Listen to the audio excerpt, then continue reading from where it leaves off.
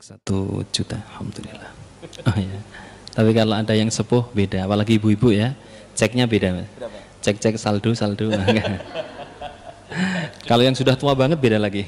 Cek kolesterol, gula darah. Bismillahirrahmanirrahim. Assalamualaikum warahmatullahi wabarakatuh.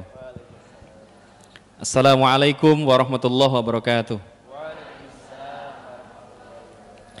Alhamdulillahirabbil alamin. Alhamdulillahilladzi khalaqal mauta wal hayata liyabluwakum ayyukum ahsanu amala wa huwal azizul ghafur.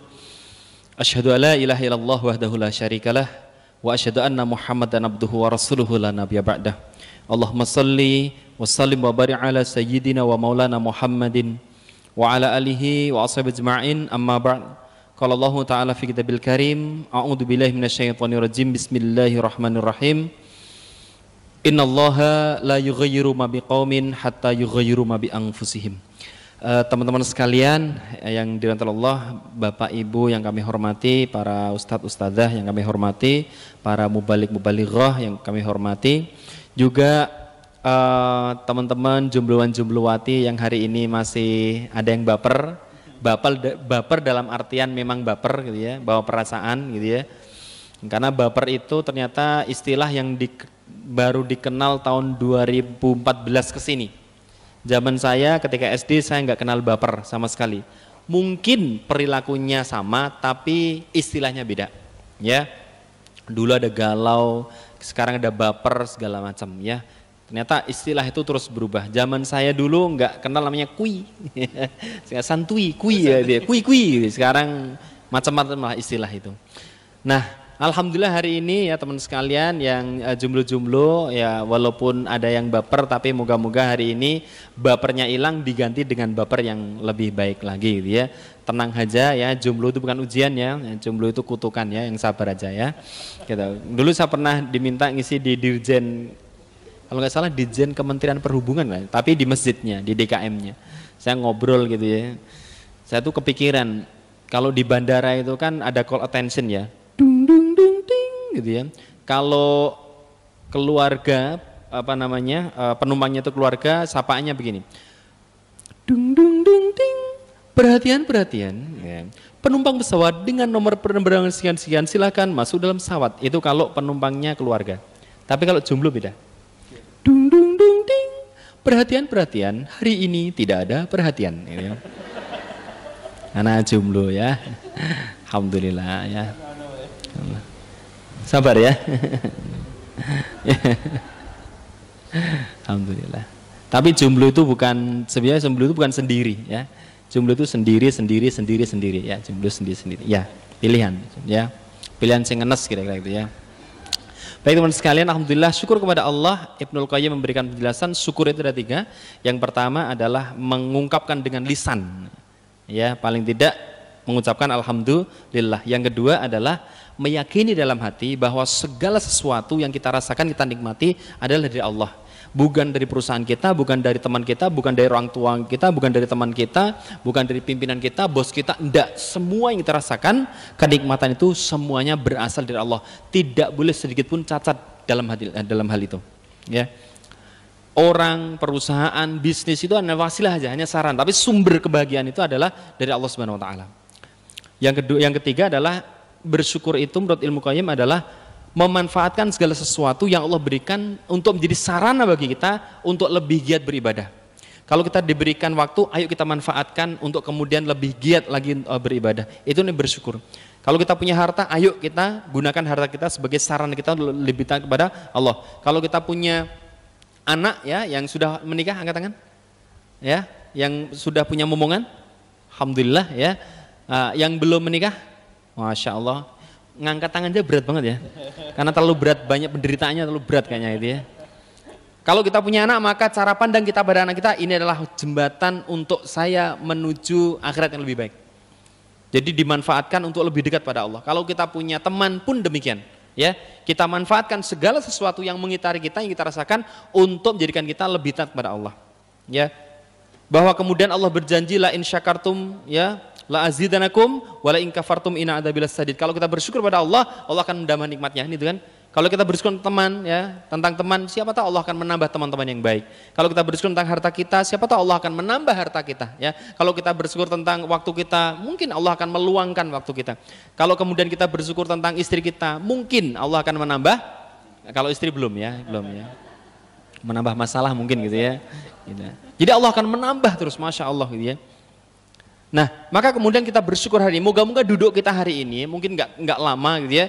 Tapi moga-moga inilah bagian dari syukur kita pada Allah. Amin ya rabbal alamin. Yang kemudian dengan waktu ini kita insya Allah akan lebih taat kepada Allah. Kita bisa memanfaatkan waktu ini. Ya. Berikutnya tak lupa sholawat dan salam. Moga-moga tetap tercurah kepada junjungan kita. Suri teladan terbaik yang mana ada. Beliau adalah Rasulullah Muhammad sallallahu alaihi wasallam. Yang kemudian kita berharap syafaatnya di yaumil akhir. Kita setiap hari bersolawat atas Nabi. Jangankan kita, Allah dan malaikat saja bersolawat kepada Nabi. Dalilnya apa?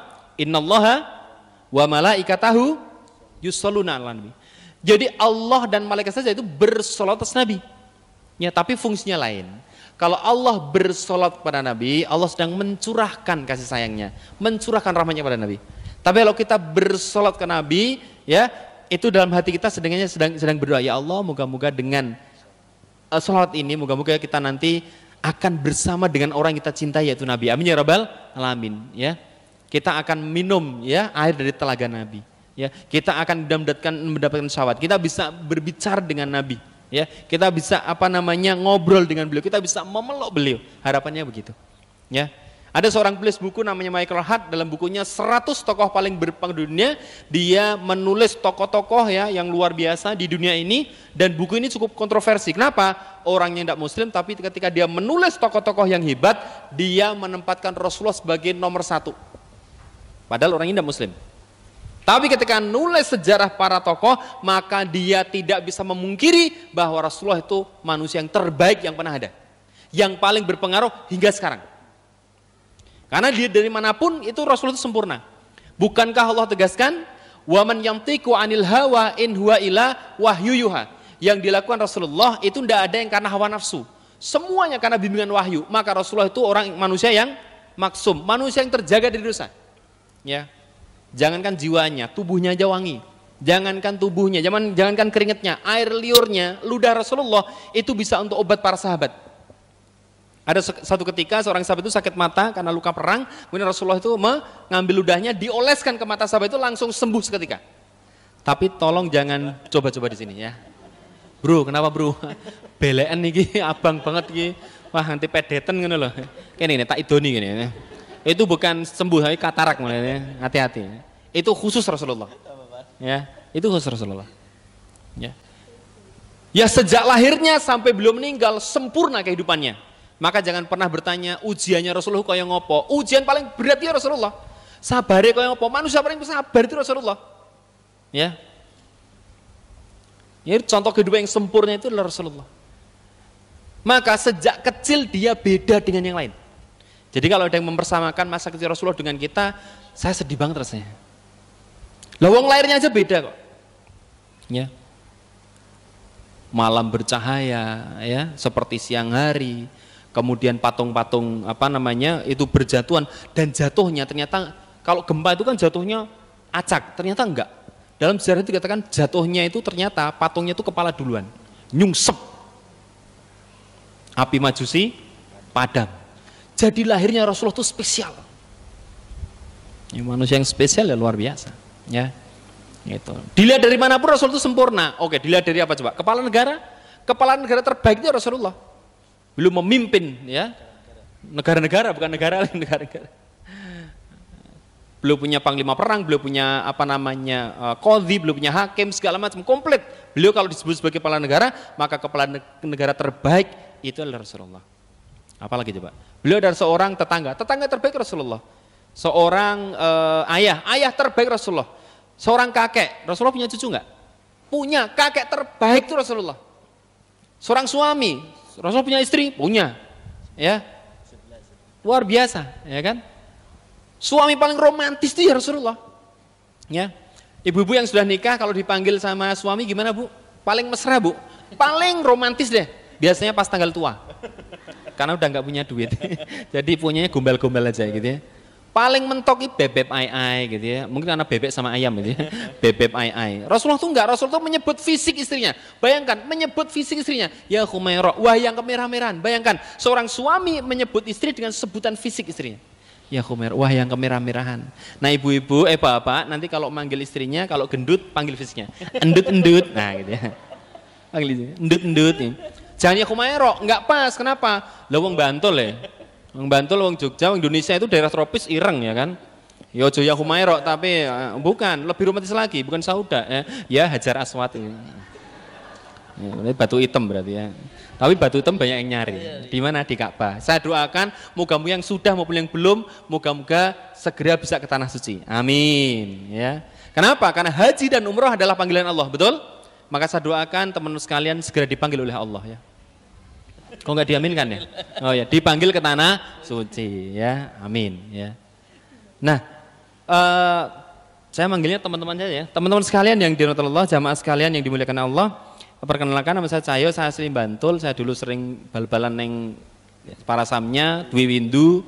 Ini teman saya Mas Widodo di sini. Saya dulu juga gelidik lah pokoknya di Bantul itu. Saya alumni SMU 1 Bantul. Mana alumni 1 Bantul? Ya, orang sing bangga ya kan, alhamdulillah ya kan. Ada alumni SMU 1 ada? Masih sekolah. Oh masih sekolah? Pak Wardal masih? Pak Wardal, Pak Daldiri, Bu Endang ya, guru-guru saya semua itu. Pak Daldiri kan di situ ya, Sanding Gose itu ya. Ya itu. SMU 1? Masya Allah ya. Kok wajahnya orang bangun ya? Enggak ya, enggak. Dan dulu saya pernah menjadi komandan terbaik. Wih, dulu Tonti Mas. Tonti tahun 2001 kalau nggak salah. Ya, dulu 1. Tonti. Piala saya kayaknya masih di kantor. Ya, gede banget gitu ya. Dan saya pernah diarak. Ya, diarak. Latihannya di Pajangan, betul ya? Di LP. Latihan tuh jalan jongkok di sana. Alhamdulillah. Dan sekarang saya pindah 5 tahun yang lalu ke Bogor, diculik sama Ustadz Felix. Diculik sama Ustadz Felix ya untuk nggawangi dakwah di anak-anak muda. Ya, anak-anak muda. Maka saya bikin namanya Yuk Ngaji. Kalau Nusarara itu akhir-akhir ini, dan yang menginisiasi tak revisi ya bukan saya. Saya cuma diculik aja sama Mas Felix untuk dimasukkan ke, bukan diculik lah, diajak untuk ayo dakwah di anak-anak yuk gitu loh. Karena saya seneng dengan dunia anak. Ketika saya ngeliat Kak Bimo, ngeliat Kak Wuntan, ngeliat Kak Iman, kok dongeng itu kayaknya menarik. Kenapa? Karena dakwah di anak muda sudah banyak. Yuk Ngaji, kalau di sini apa? Muslim United, ya, Cah Hijrah, banyak banget. Sif, Tejo, wah macam-macam. Itu anak muda semua. Tapi yang anak-anak kayaknya belum ada yang menyentuh. Maka saya awal pindah ke sana 2014 itu bikin Yuk Ngaji untuk anak-anak muda. Sekarang sudah ada di sekitar lebih dari 40 kota. 2020 minggu ketiga full sudah mau keliling ke se-Indonesia. Ini bukan sombong ya, ini takabur aja. Minggu depan itu tanggal 19-20 itu Bali, Lombok, dan Samarinda segala macam. Saya juga sama beliau juga banyak membantu di Muslim United. Ya, anak muda sudah banyak. Ya, yang kemudian membahas tentang masalah yang seperti ini ya baper segala macam. Yang dulu nggak pernah saya kenal istilah itu, nggak pernah saya kenal. Dan yang curhat-curhatan anak Yuk Ngaji sekarang, anak-anak muda sekarang ngeri luar biasa. Kalau saya membaca di DM saya atau di email atau di WA langsung, ngeri serius. Dari pertanyaan yang nggak masuk akal sampai yang sangat tidak masuk akal. Ada pertanyaan gini, Ustadz saya mau curhat, monggo silahkan. Ustadz saya mau tanya, apa hukumnya cinta dalam diam?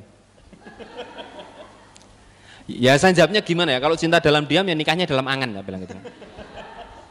Ya kalau cinta dalam diam, ya kita maksudnya apa gitu ya, imajinasi gitu. Maksudnya itu saya diam-diam mencintai dia itu gimana Ustadz? Ya dia juga diam-diam nikah dengan orang lain gitu ya. Nyesek kan gitu kan. Itu pertanyaan level biasa. Pertanyaan berikutnya, saya pernah ngisi di Bengkulu. Saya ada rekamannya, gini. Ustadz saya mau tanya, oke silahkan. Ustadz, saya itu laki-laki, oke alhamdulillah memang laki-laki. Saya itu kalau melihat wanita, itu hati saya berbunga-bunga. Saya mau tanya Ustadz, apakah saya kena dosa riba? Gak kepikiran kan?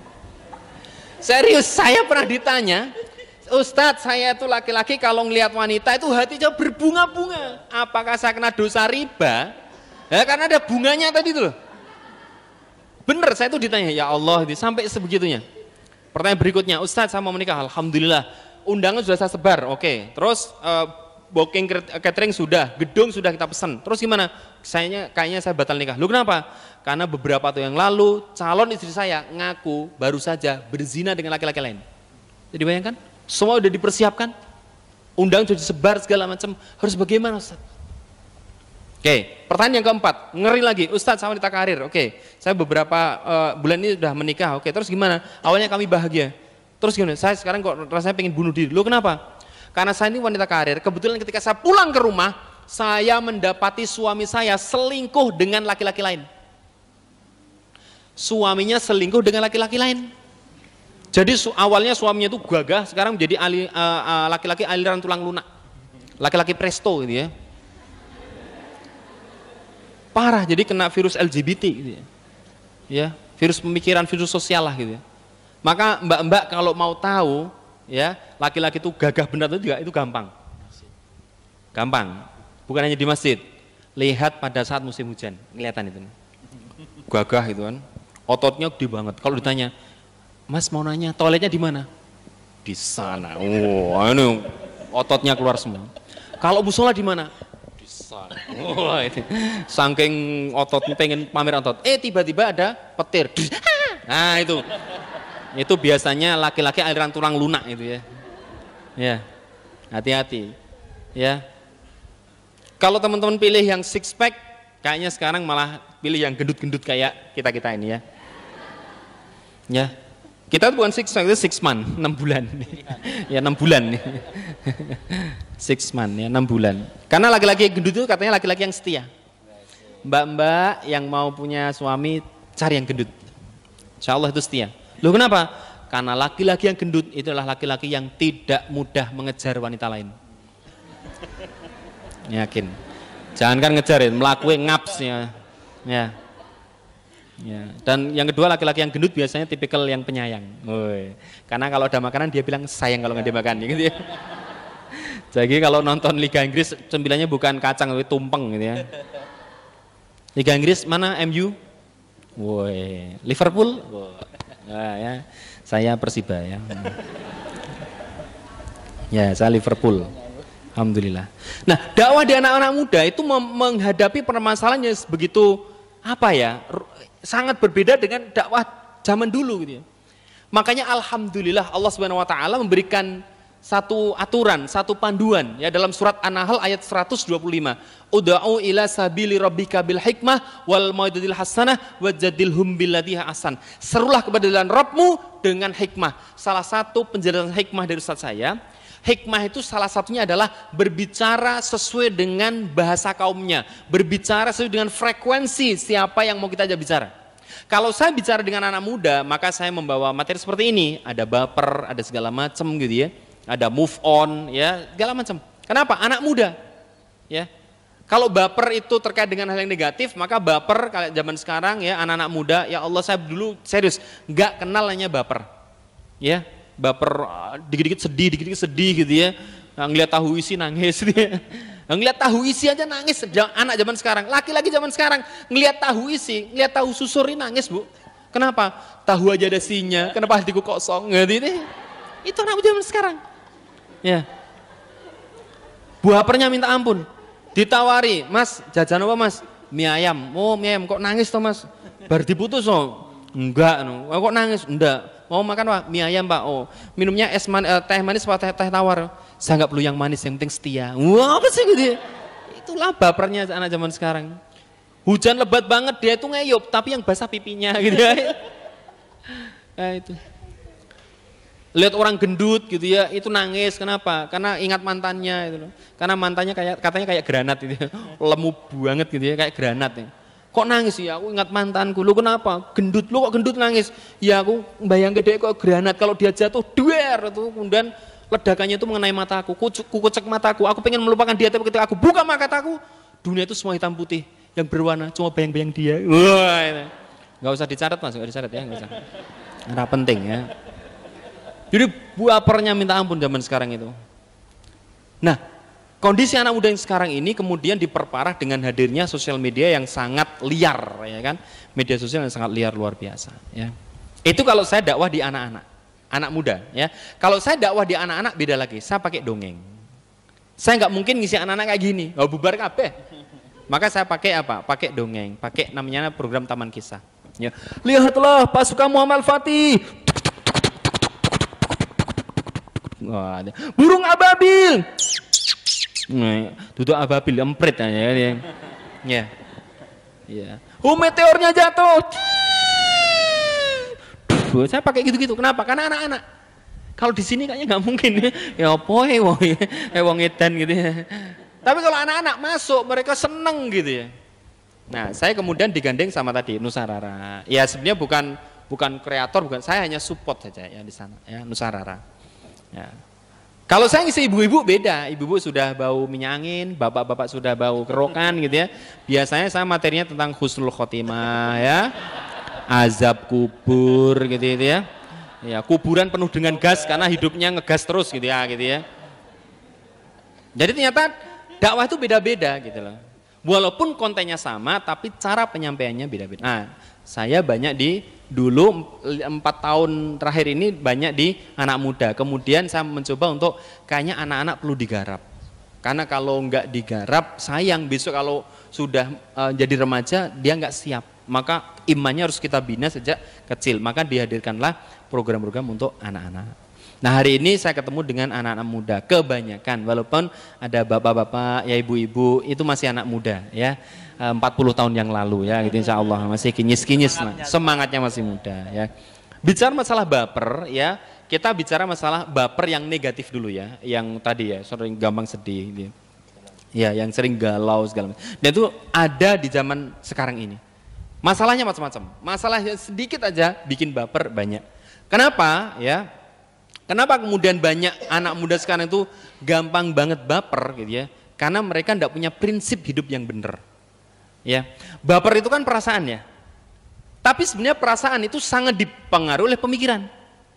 Maka di dalam kitab Nizamul Islam itu disebutkan, karena Syekh Taqiyuddin Nabhani itu disebutkan bahwa namanya pemikiran itu sangat mempengaruhi namanya perasaan dan perilaku. Perilaku dan perasaan itu berawal dari pemikiran dulu. Ya. Kenapa mudah baper? Karena pemikirannya ya itu nggak mapan, pemikirannya nggak kuat, ya pemikirannya itu masih gampang goyah. Pemikiran tentang apa? Tentang visi hidup. Jane uripmu ki arep ngopo toh gitu loh. Itu kalau masih belum ketemu, yakin gampang banget baper. Ya, diundang nikahan mantan, nangis, ya.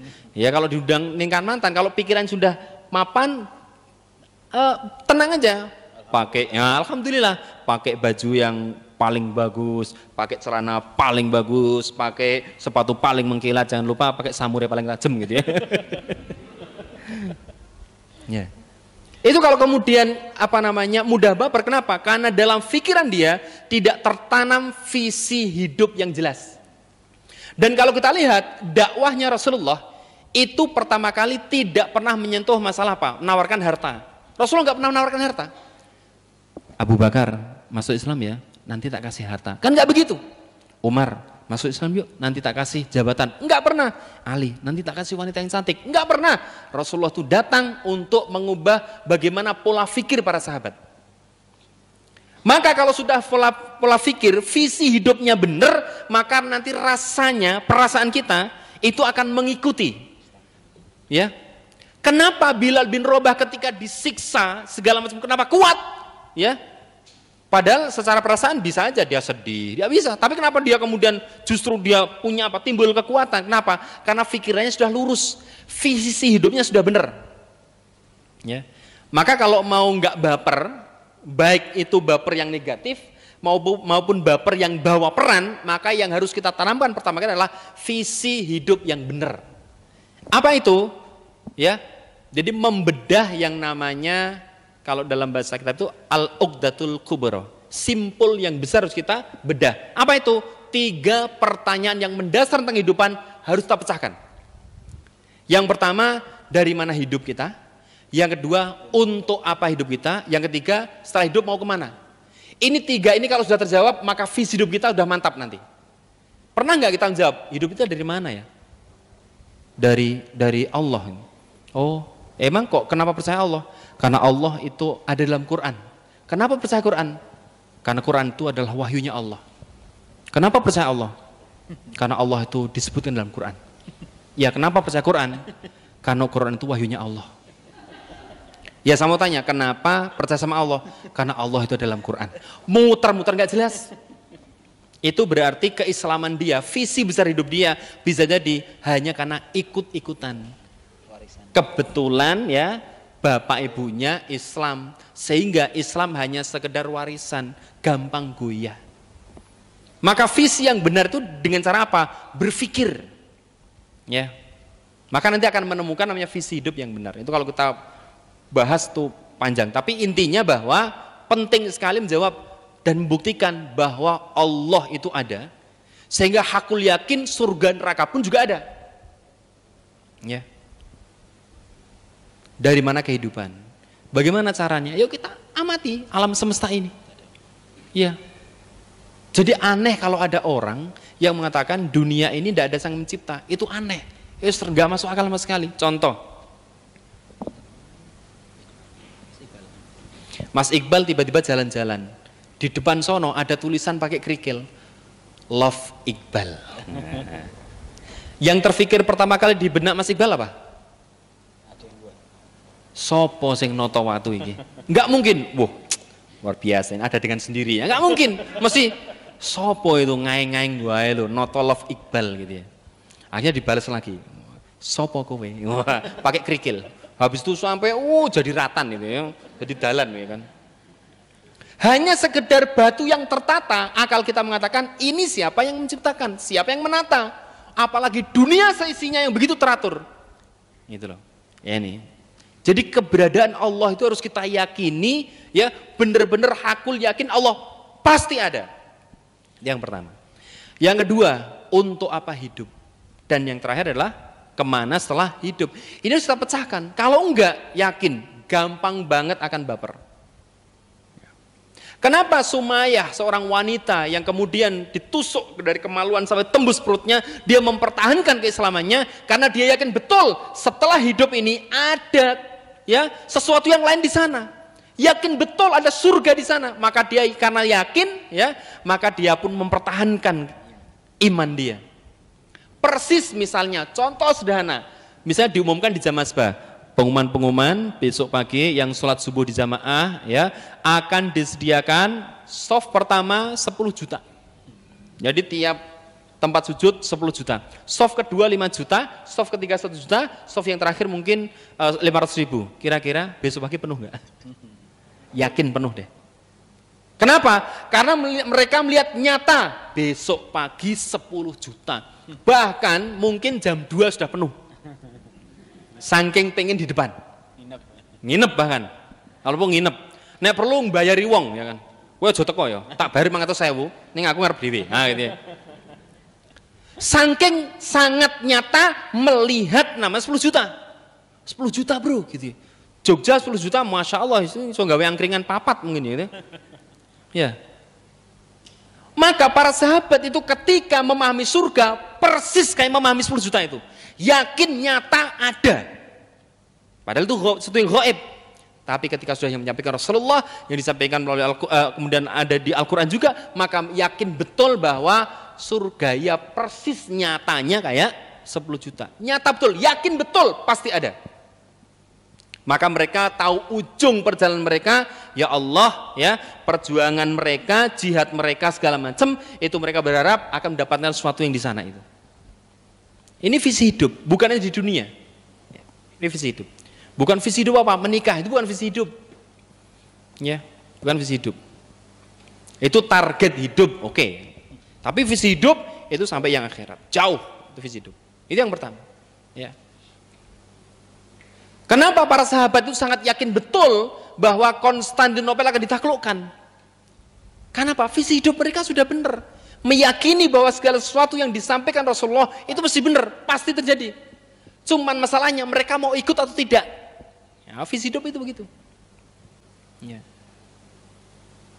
Nah ini yang pertama. Jadi kalau nggak mau baper, maka visi hidup harus selesai dulu. Jangan-jangan selama ini kayak tadi, kenapa beriman? Karena Islam itu benar.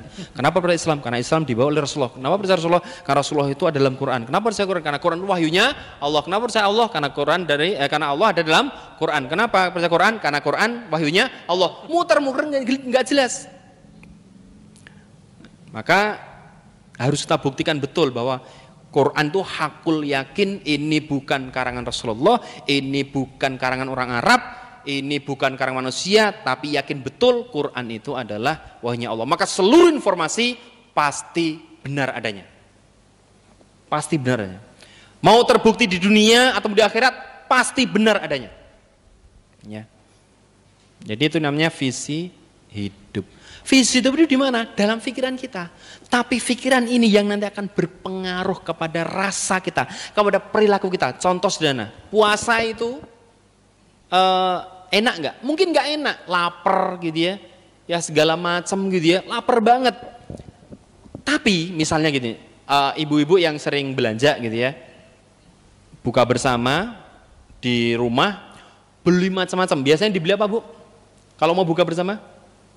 Kolak, pisang, es es dawet, es cendol, semuanya dibeli. Tapi kalau sudah duk Allahu Akbar, Allahu Akbar, kalau sudah adzan apa yang diminum, Bu? Teh hangat manis 3 biji kurma, selesai. Ya. Tiba-tiba hari itu wes bukan, tapi bukannya sedikit, sahurnya lupa. Siangnya puasa, lapar banget.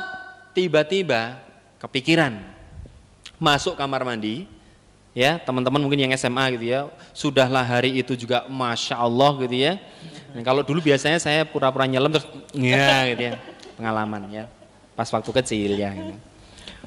Masuk ke kamar mandi, kan paginya nggak sahur, kemudian sekolah, lapar banget, jam 12 pas istirahat, berani nggak masuk kamar mandi, bawa segelas aqua, nggak boleh nyebut merek ya, nah, bawa segelas fit lah kira-kira itu ya, podowa ya, bawa segelas air mineral, kemudian lubangi, teman-teman lihat kanan kiri, tutup itu kamar mandi, nggak ada CCTV, nggak ada orang yang melihat, masukkan setetes saja, berani nggak? Nggak berani. Bayangkan ya, pemahaman itu sampai berbuah seperti itu. Padahal hanya setetes air dimasukkan ke tenggorokan, itu aja nggak berani coba. Kenapa? Pemahaman. Ibu-ibu yang pakai hijab, sebenarnya ya kalau boleh gitu ya, sebenarnya nggak usah hijab. Nah sumuk, apa zaman sekarang ya, sumuk, keringet segala macam, ribet lagi gitu ya. Apalagi jilbab zaman sekarang, wah, pakai bros itu mbang matahari trukul gitu ya. Zaman sekarang aneh-aneh ya. Ada kupu-kupunya ya, diternak ya. Aneh-aneh. Secara apa ya? Secara fisik mungkin nggak enak itu sumuk, keringat segala macam. Tapi kenapa ibu-ibu kemudian rela menutupi auratnya secara sempurna? Karena pemahaman. Bukan kan nyaman, nggak tidak nyaman, tapi karena paham. Pemahaman itu akan berpengaruh kepada pola perasaan dan pola perilaku. Maka penting sekali menanamkan visi hidup yang benar. Nah ini yang kemudian yang pertama. Jadi kalau nggak mau baper, ataupun kalau mau baper yang bawa peran, visi hidup harus jelas. Maka kenapa ya Mus'ab bin Umair itu rela meninggalkan yang namanya ketenarannya. Mus'ab kan luar biasa. Di dalam kitab judulnya 60 Sahabat Istimewa, tulisannya Muhammad Khalid, itu dijelaskan, Masya Allah, itu kalau Mus'ab itu belum datang tapi tiba-tiba sudah tercium baunya, ini majelis mengatakan Mus'ab akan datang ini. Jadi hanya dari baunya saja, Masya Allah, wangi luar biasa. Bahkan dijuluki sebagai manusia terharum di Mekah. Ya, ada satu pembahasan lain di riwayat lain dikatakan bahwa Mus'ab itu ketika jalan membuka pintu rumahnya, maka jendela-jendela wanita terbuka dan mereka teriak, Mus'ab gitu ya. Kalau zaman sekarang fallback aku dong, mungkin begitu ya.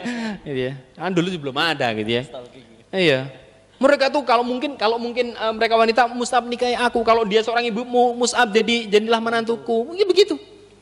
Nah, itu nggak beda sama Mas Iqbal. Nah, gitu. Keluar dari rumah, jendela-jendela wanita terbuka, wow Iqbal, wow, sandal tempat sampah gitu ya. Segala macamnya. Ya. Kenapa dia rela meninggalkan itu semua? Visi hidup sudah berubah. Gitu loh. Ini kekuatan visi hidup itu luar biasa. Kenapa kemudian Abdurrahman bin Auf itu rela memberikan hartanya?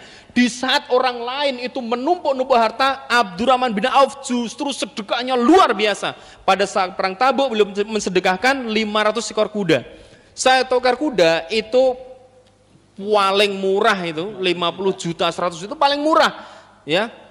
Karena saya pernah ke Payakumbuh, ya, ke pesantren Ustaz Zulkifli Ali, Ustaz akhir zaman gitu ya. Pernah ke sana itu. Beliau tapi nggak ketemu sama beliau. Saya ke tempat berkudanya. Ada asistennya. Saya tanya, "Ini Ustaz, ini berapa ini?" Ini mah biasa untuk main-main 50 sampai 100. Ya Allah, mahal. Wah, ini mah murah. Akhirnya saya itu kemudian iseng untuk searching gitu ya. Saya googling di Yahoo gitu ya. Googling tapi di Yahoo ya. Jadi masuk ke Yahoo, ketik google.co.id baru masuk ya. Masuk ya. Saya ketik Arabian horse ya, kuda Arab tapi yang perang. Itu paling enggak 1 miliar. Berarti sekali sedekah 500 miliar. Ngeri kan? Dia itu kan untuk pasukannya, untuk kemudian barang-barangnya beliau sedekah unta. Sedekah unta berapa? 1.500 ekor unta. Bukan hanya ekornya, kepalanya, perutnya, ya, atine, babate, kabeh kan. Saisi sini. Kenapa? Visi hidup yang menggerakkan. Ini pentingnya visi hidup. Jadi menanamkan visi dalam pikiran kita itu pasti akan berpengaruh pada perasaan dan juga perilaku kita. Ya, ini visi hidup. Itu yang pertama. Kalau mau baper yang bawa peran lebih jauh maupun meninggalkan kebaperan yang negatif, maka yang kedua, yang pertama tadi apa? Visi hidup. Yang kedua adalah referensi. Referensi itu ilmu sebenarnya. Perbanyak ilmu. Kenapa? Karena kita hari ini ada namanya perang pemikiran. Ya. Ghazul fikr. Ada perang pemikiran, ya, di mana anak-anak muda sekarang dirusak pemikirannya oleh orang-orang yang membenci Islam. Melalui apa? Melalui perang pemikiran itu sendiri. Dihembuskanlah sekularisme, pergaulan bebas, segala macam yang pada akhirnya menghancurkan perilaku anak-anak muda. Zaman saya nggak kenal namanya pacaran. SD zaman saya itu nggak kenal pacaran. SD kelas 3 saya nggak pernah pacaran. Hari ini Bu, ya, SD kelas 3 itu sudah pacaran hari ini. Panggilannya apa? Ayah bunda gitu. SD kelas 3 panggilannya ayah bunda coba. Itu kalau mereka cerai jadi duda sama janda itu. Anak kelas 3 SD sudah jadi duda itu. Ayah mau kemana? Ini mah mau naik keran. Apa coba gitu ya. Jangan lupa ya cikinya dimakan. Apa coba gitu. Itu yang terjadi. SD panggilannya ayah bunda itu naik SM. Ciki ono, krip-krip, anak mas gitu ya. Ini lahir tahun 90-an ya kan. Bukan 90-an, gede tahun 90-an lah ya. Anak emas Yoko Bibi Lung, bingung kabeh sing saya musisi bingung kabeh. Yoko Bibi Lung ya, Snack Wiro istimewa. Wah, wis tuwa le ya nikah ya. Ya. Jadi apa ya namanya? Rusaknya pemikiran anak muda berujung kepada perilaku yang juga rusak. Ya. Anda bisa bayangkan, zaman saya SMP nggak pernah ada yang namanya minta motor ninja. SMP. Zaman sekarang anak SD minta motor ninja juga. Itu nggak mungkin karena ilham dari Allah, nggak mungkin itu. Duduk tiba-tiba, "Ma, aku pengen motor ninja." Nggak mungkin. Itu pasti pengaruh media. Yaitu apa? Nonton sinetron. Sinetron zaman dulu, Bu, sebutkan sinetron zaman dulu, Bu. Ayo. Keluarga Cemara, Sidul anak. Oke. Tersanjung. Oh, masih berarti alhamdulillah masih angkatan ya, tersanjung ya. Pokoknya hampir semuanya itu tentang keluarga.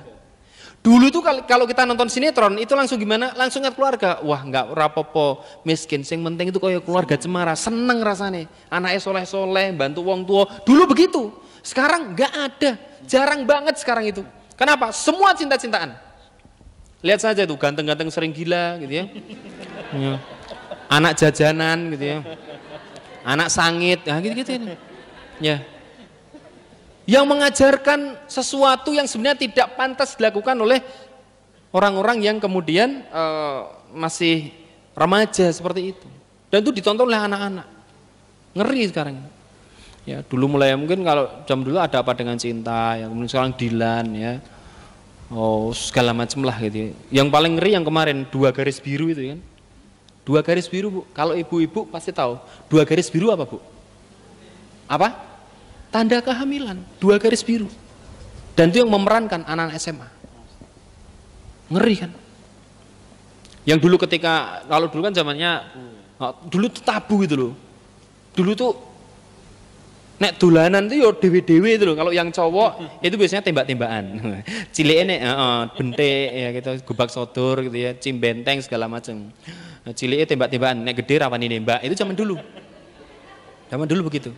Ya.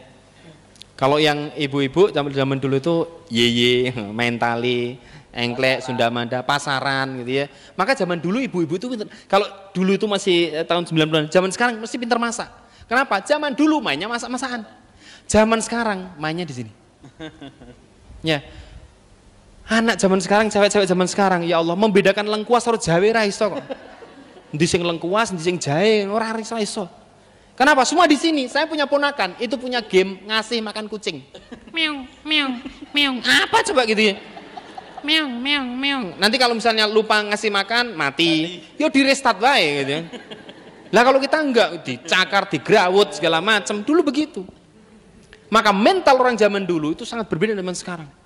Dulu kalau mau sukses itu luar biasa. Ya, berusaha, ya kegagalan segala macam. Dulu begitu. Sekarang enggak. Sekarang kalau mau sukses dalam tanda petik, dalam tanda petik ya terkenal gitu ya, sugih duit gampang, serius. Yang penting urat malunya putus, gitu aja. Nek elek ya welek tenan, nek ganteng ya ganteng tenan. Nah, itu tanggung-tanggung kayak sampian itu kayaknya kere nanti ya gitu ya. Ya. Pokoknya welek tenan itu. Masih ingat yang aku lagi manja. Itu kan ayu banget Bu ya gitu ya. Pengen dimanja, pengen berduaan hanya denganmu Iqbal. Apa coba gitu? Itu lagu paling aneh yang pernah saya dengar.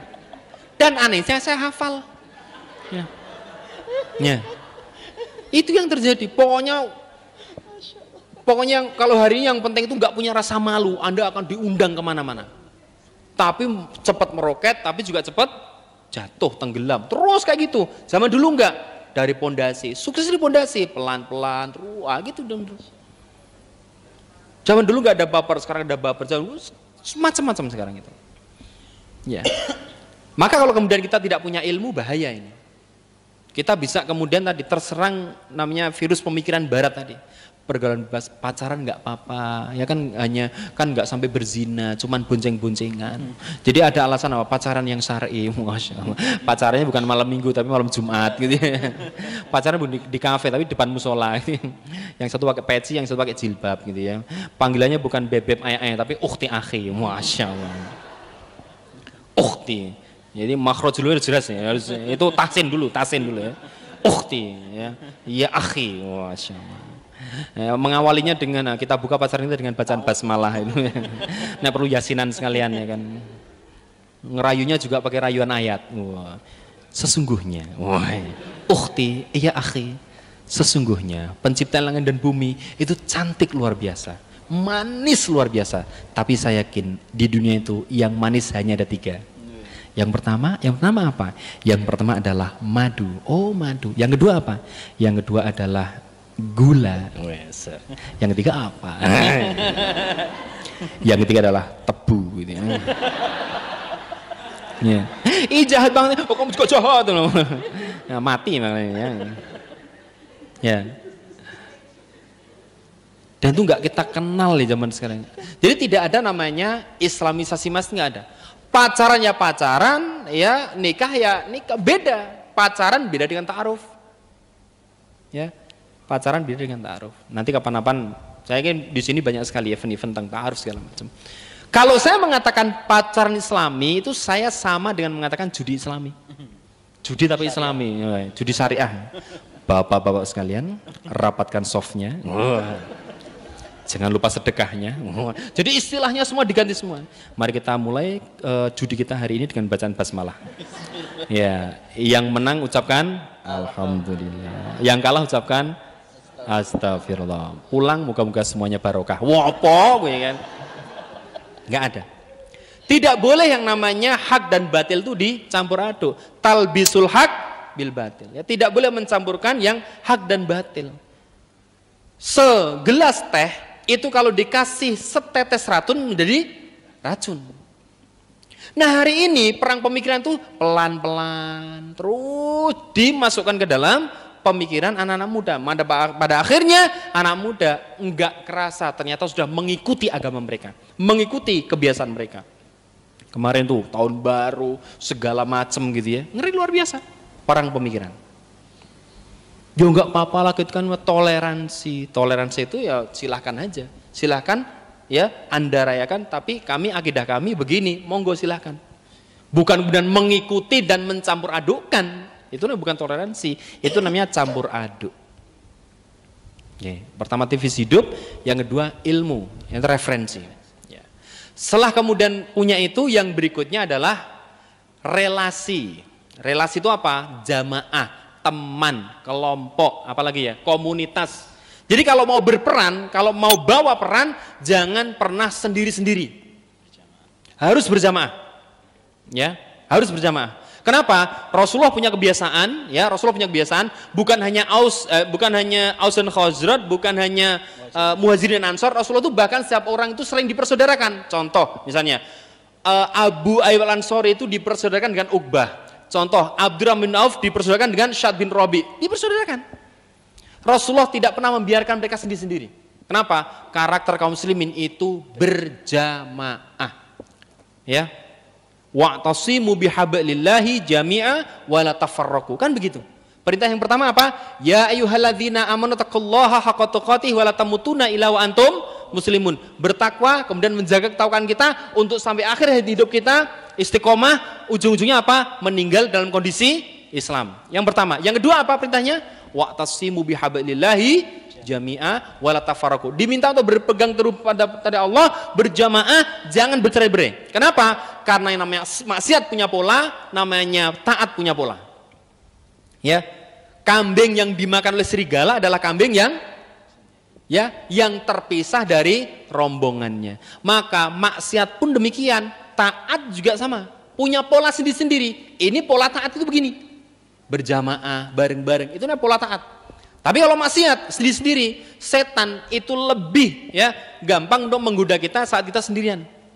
Jadi hati-hati. Ya. Gitu. Saya mau tanya, ya untuk yang cowok aja ya. Saya mau tanya.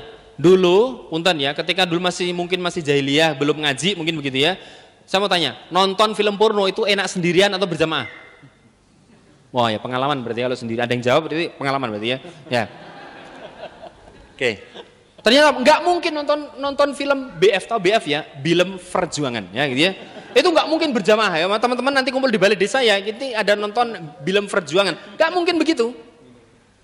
Ini pola yang namanya pola kemaksiatan tuh sendiri-sendiri. Maka kalau mau baper, bawa peran, ikut dalam komunitas macam-macam ya. Beliau Mas Iqbal itu aktif di Mu'alaf Center, aktif di Muslim United, kemudian apa lagi? Teras dakwah. Jadi mengaktifkan dirinya di dalam komunitas. Kenapa? Yang namanya beras itu mengelupas dari kulitnya bukan karena dia sudah ditumbuk, tapi dia karena bergesekan dengan beras yang lain. Orang yang semangat itu tidak mesti karena kemudian dia paham, bukan, tapi karena gesekan, ya, bersama-sama dan temannya, akhirnya apa? Dia ikut semangat. Itu. Kenapa? Segala sesuatu itu kalau ya berjamaah mesti nular, serius. Taat ya nular nek jamaah. Nek maksiat, contoh gini. Misalnya dalam jamaah seperti ini, tiba-tiba nih ini. Mesti kita gini. Apa sih ngantuk? Wah, ini malah ketut ya kan. Biasa begitu. Jadi segala sesuatu itu ternyata nular. Maka carilah hal-hal yang bisa menularkan kebaikan dari kita. Apa itu? Jamaah-jamaah seperti ini. Maka jangan pernah berlepas dari jamaah. Risma, Rohes, komunitas-komunitas ya. Dan sekarang banyak, beda dari zaman dulu. Sekarang itu banyak banget dari berbagai background ya, dari berbagai latar belakang, hobi, kesenangan macam-macam mengarah kepada hijrah. Masya Allah, ikuti itu. Yang penting nek wis ngaji, atine itu jadi tambah lembut. Kalau saya begitu prinsipnya. Kalau saya mengikuti apa yang disampaikan oleh Ustadz Adi Hidayat, Ya, kalau beliau kan sampaikan baik fokus perhatikan, masya Allah ya. Buka pojok kanan atas dalam 120, masya Allah fokus. Ya, Ustaz Hidayat. Ya, Ustaz Smart beda lagi. Ya. Maulaya salli wa sallim daiman abada. Ini live streaming ya? Alhamdulillah. Ustaz, ini karena cinta sama ada antum Ustaz ya. Ustaz Hanan beda lagi. Para pemuda hijrah. Nah, itu Ustaz Hanan. Ustaz Orwita. Ya. Kalau kamu nggak cantik nggak apa-apa, tapi kalau kamu ganteng nggak apa-apa. Tapi kan kamu punya Allah. Nah, itu Kalau Ustadz Marmita saya belum terlalu beliau agak sulit ya. Ya, antum itu, gitu lah. Ustadz Cahyo, nggak penting. Ya. Jadi kalau Ustadz Adi itu bilang, pokoknya kalau sudah ikut kajian, hati kita tambah lembut, tambah mencintai saudaranya, yuk lanjut. Tapi kalau sebaliknya, hati-hati.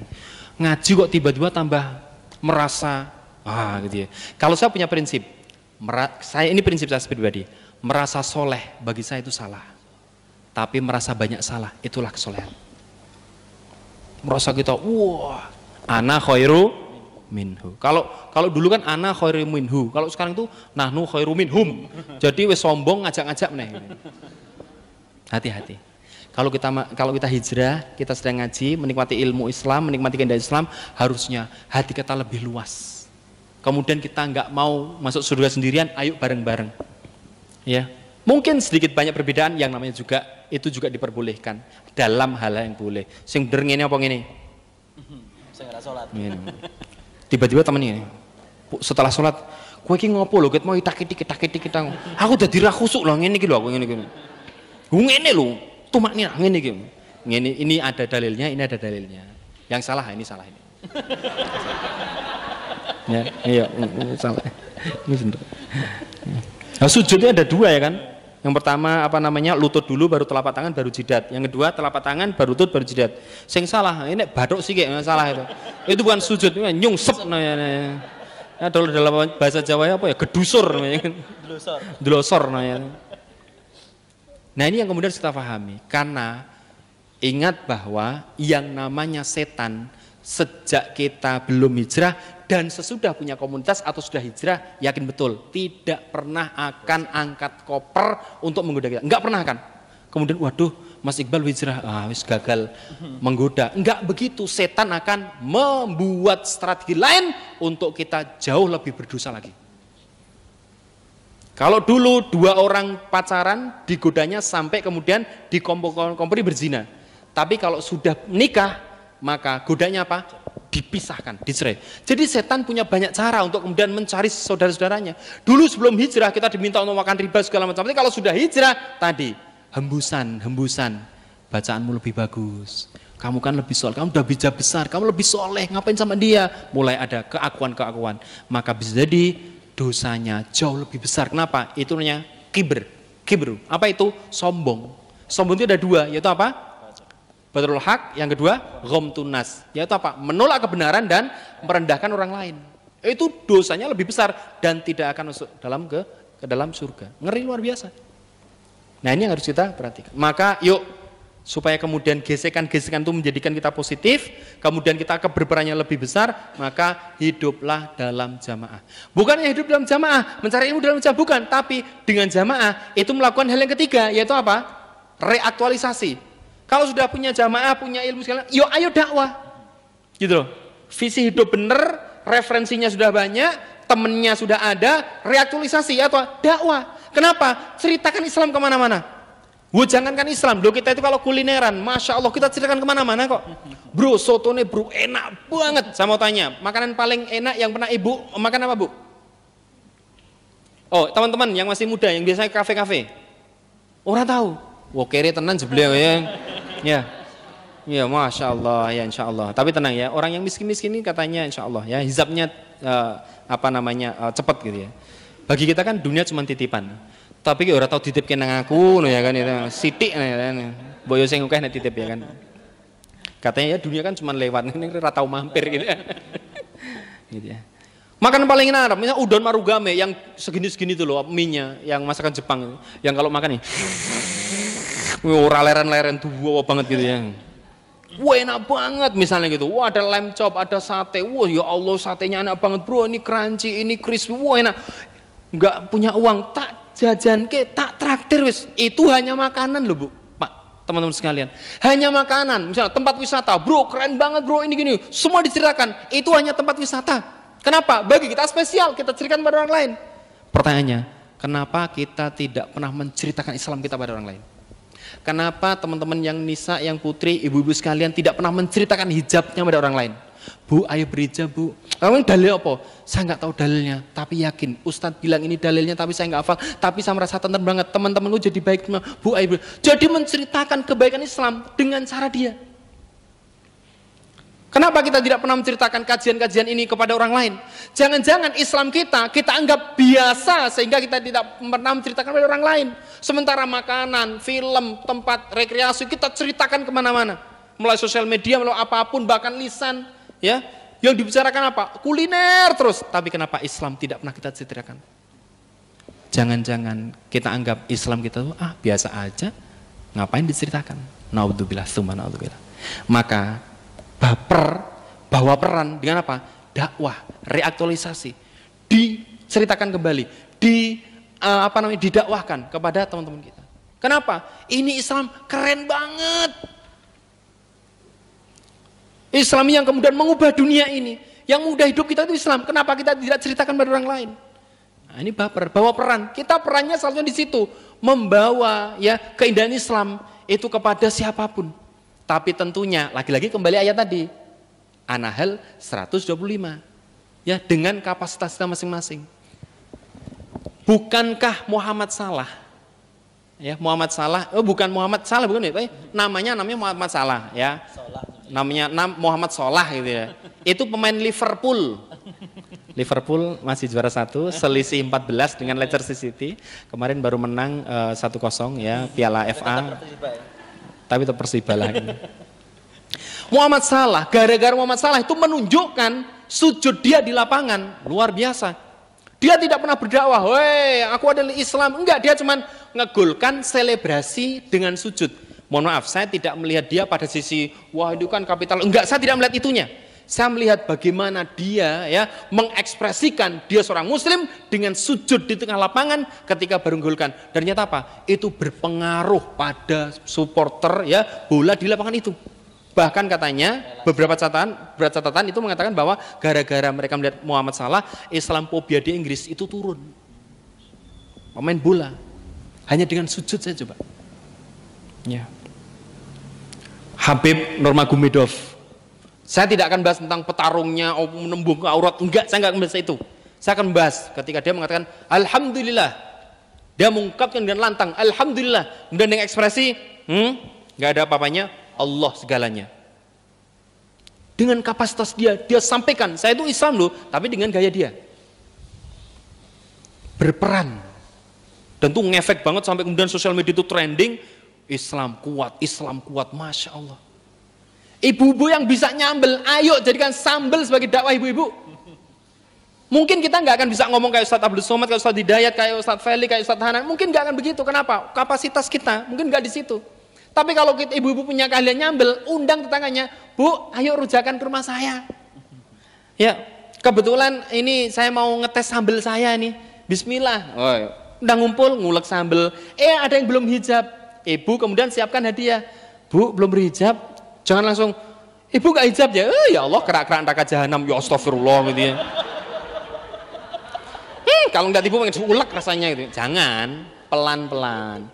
Dakwah itu mengajak bukan mengejek. Dakwah itu merangkul bukan memukul. Pelan-pelan. Bu kalau belum berhijab, saya belum kuat. Emang beratnya berapa kilo? Oh, jangan begitu. Emang kalau pakai hijab kemudian migrain. Ya Allah kan enggak juga. Pelan-pelan, siapkan hadiah. Panggil ibu-ibu yang belum hijab, nyambel bareng, rujakan bareng atau apalah terserah. Kemudian mulai ngobrol. Ya. Bu, belum berhijab. Oh ya kan, mau bahas hijab enggak. Kebetulan ini ada hadiah dari jamaah, ini untuk ibu. Tapi makanya jangan di sini. Ya di rumah nggak apa-apa. Ini hadiah ini ya, ini hijabnya, besok bayarnya. Oh gitu ya. Dodol jebule. Kasih hadiah dulu. Jadi begitu Bu, sambal bisa menjadikan kita berdakwah ada orang lain. Teman-teman yang bisa fotografi, videografi, ini Masya Allah, paling zaman sekarang, semuanya hidup di sini. Ya, itu jadikan semua itu sebagai keberperanan kita dalam dakwah. Teman-teman yang senang futsal, yuk ngaji, itu banyak sekali acara futsal bareng sama anak-anak muda. Kenapa? Anak-anak muda zaman sekarang kalau diajak ke masjid, risih gitu loh, alergi gitu ya. Maka di mana mereka kumpul, ayo mereka kita sambangin. Saya kepikiran besok kita bikin acara di Parasamnya gitu, ngobrol aja ngopi, pakai mic tapi mic yang portable, ngobrol. Nanti banyak akan ngumpul kok itu. Sesuatu yang kemudian enak didengar, sesuatu yang kemudian nyaman. Akhirnya mereka, oh ngaji ternyata kepenak, kira-kira begitulah. Yuk ngaji itu sering kali ngadakan kalau keluar kota futsal bareng, kemudian habis futsal apa? Ngaji setengah jam di situ, masih keringetan segala macam, bareng-bareng di situ. Yang senang ke pantai, ayo ke pantai. Yang naik gunung, ayo bersama naik gunung. Itu, jadi dakwah kita semuanya punya beban dakwah, tetapi cara menyampaikannya, nah ini yang kemudian bagaimana porsi kita, bagaimana kemampuan kita. Yang bisa nyambel, ayo digunakan sambelnya untuk dakwah. Ya, yang bisa fotografi, ayo gunakan untuk kemudian fotografi, ya, membuat video-video atau foto-foto yang bermanfaat untuk dakwah. Masya Allah. Nah itu, reaktualisasi. Pertama tadi apa? Visi hidup. Yang kedua, referensi atau ilmu. Yang ketiga, relasi atau jamaah. Yang keempat, reaktualisasi itu dakwah. Tidak boleh diem ketika kita sudah menikmati indahnya Islam. Maka insya Allah dengan itu kita bisa meninggalkan baper-baper yang negatif tadi ya, yang bawa perasaan yang zaman sekarang ini ya, tapi kemudian bisa membuat baper ya yang menurut terminologi kita yaitu bawa peran, bawa perubahan ya. Nah, itu dulu mungkin bisa sampaikan, ada kurang dan lebihnya saya mohon maaf.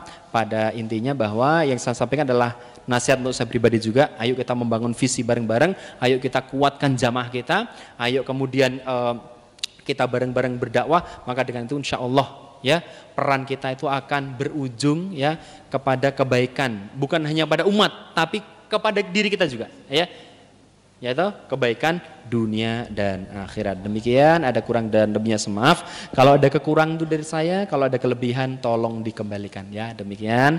Satu dengan satu pantun, kopat dicuri santen menawi lepat nyun ngapunten ya, peyek diremet-remet remuk ya gitu ya. Matur nuwun. Mugi-mugi bermanfaat. Ada kurang dan lebihnya semaaf. Ihdinas syiratal mustaqim. Assalamualaikum warahmatullahi wabarakatuh.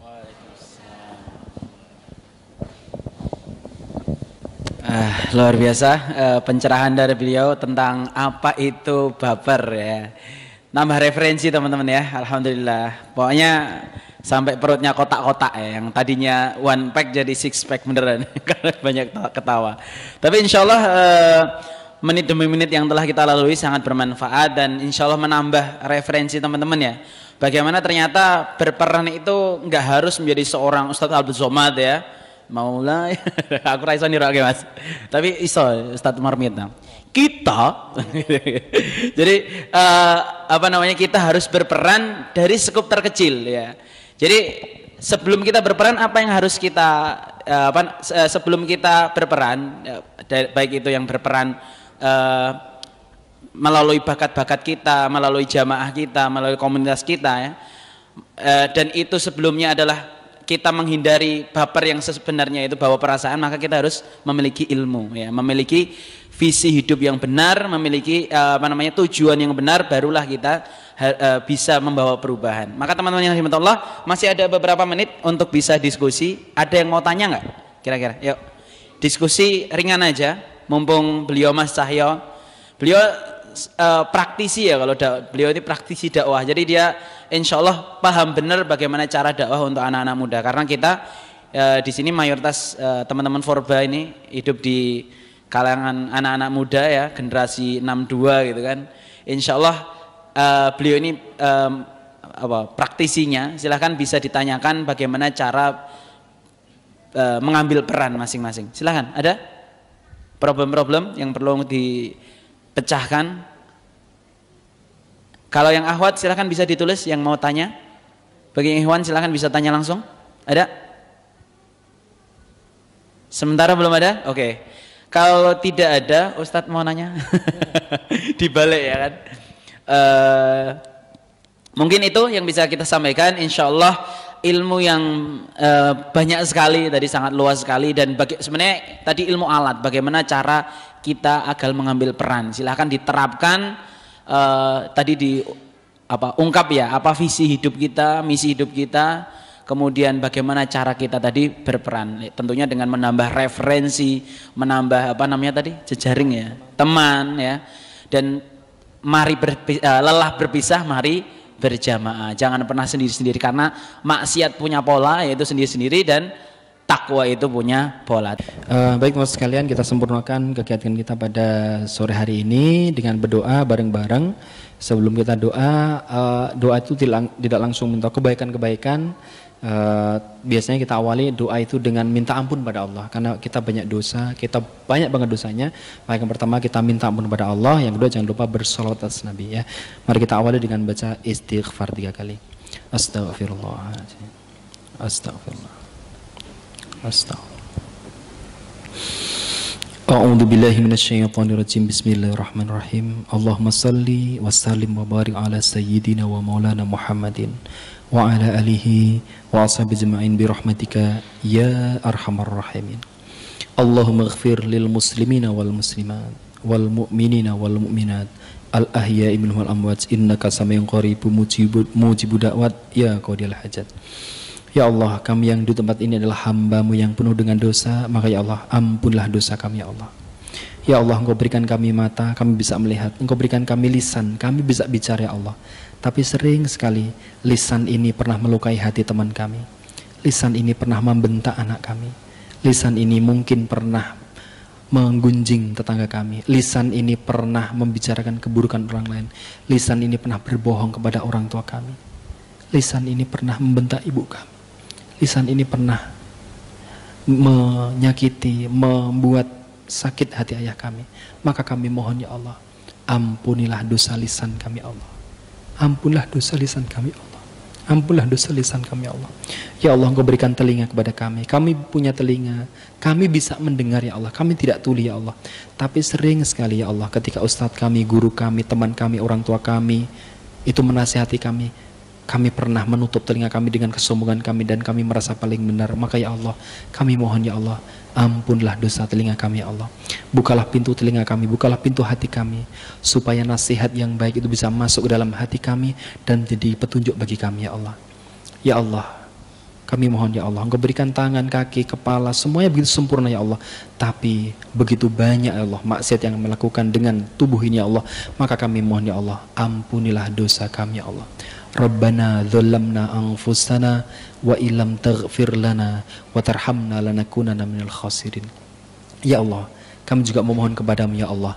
Allahumma nas'aluka salamatan fid din wa afiatan fil jasadi wa ziyadatan fil ilmi wa barakatan fil rizqi wa taubatan qablal maut wa rahmatan 'indal maut wa maghfiratan ba'dal maut. Ya Allah, kami mohon ya Allah, teguhkanlah iman Islam dalam hati kami, dalam jiwa dan pikiran kami Allah, hingga akhir hayat kami Allah. Dan kami mohon ya Allah, jika Engkau panggil kami ya Allah, maka hembusan nafas kami yang terakhir, kami mohon ya Allah, kuatkanlah lisan-lisan kami untuk mengakhirkan kehidupan kami dengan kalimat La ilaha illallah Muhammad Rasulullah. Ya Allah, jika Engkau panggil kami ya Allah, maka panggillah kami dalam kondisi naik haji ya Allah, dalam kondisi umroh ya Allah, dalam kondisi sholat ya Allah, dalam kondisi puasa ya Allah, dalam kondisi tahajud ya Allah, dalam kondisi saat kami sujud kepadamu ya Allah. Kami mohon ya Allah, panggillah kami dalam kondisi husnul khotimah ya Allah, husnul khotimah ya Allah, husnul khotimah ya Allah, husnul khotimah. Ya Allah, kami punya orang tua ya Allah, kami selalu mohon kepadamu ya Allah, Rabbi ighfirli wali walidayya warhamhuma kama rabbayani shaghira. Ya Allah, ampunilah dosaku dan dosa kedua orang tua kami ya Allah, dan sayang mereka. Jangan Kau beri sakit pada mereka ya Allah, jangan Kau berikan cobaan yang berat pada mereka. Kami mohon ya Allah, kami mohon ya Allah, sehatkan ayah kami, sehatkan ibu kami. Dan bagi yang sudah meninggal ya Allah, maka ampunlah dosa mereka, tempatkanlah mereka di surgamu ya Allah. Bagi yang masih hidup, yang belum ke tanah suci, kami mohon ya Allah, Kuatlah kami ya Allah. Kuatkanlah kami untuk bersama-sama dengan ayah dan ibu kami. Tawaf bareng-bareng ya Allah. Syai bersama mereka. Jika mungkin mereka sudah tua renta, tidak bisa berjalan lagi, maka kuatkan pundak kami ya Allah. Kuatkan pundak kami untuk memapah mereka. Bahkan mungkin menggendong mereka ya Allah. Kami tidak bisa balas apapun ya Allah. Kami hanya berdoa dan berdoa ya Allah, untuk kemudian menjadikan kami menjadi anak-anak soleh dan soleha. Sehingga ketika ayah dan ibu kami meninggal, maka Engkau jadikan amal-amal kami, menjadikan diri kami ini sebagai wasilah untuk mengalirkan pahala kepada mereka ya Allah. Kami mohon ya Allah, sayangi ayah dan ibu kami. Lagi-lagi kami mohon ya Allah, izinkan kami untuk melangkah ke tanah suci bersama ayah dan ibu kami. Bersama ayah dan ibu kami ya Allah. Ya Allah, kami punya teman ya Allah, kanan kiri depan belakang kami ya Allah. Kami mohon ya Allah, satukan kami dalam kebaikan ya Allah. Hanya karena iman kepadamu, bukan karena yang lain ya Allah. Karena iman kepadamu, kami saling mencintai karenamu ya Allah.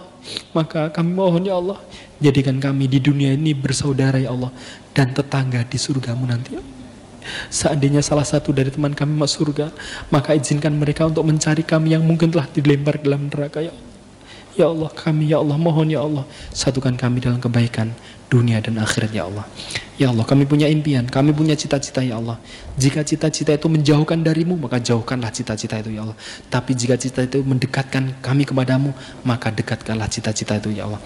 Ya Allah, kami selalu mohon kepadamu ya Allah. Rabbana hab lana min azwajina wa dzurriyyatina qurrata a'yun waj'alna lil muttaqina imama.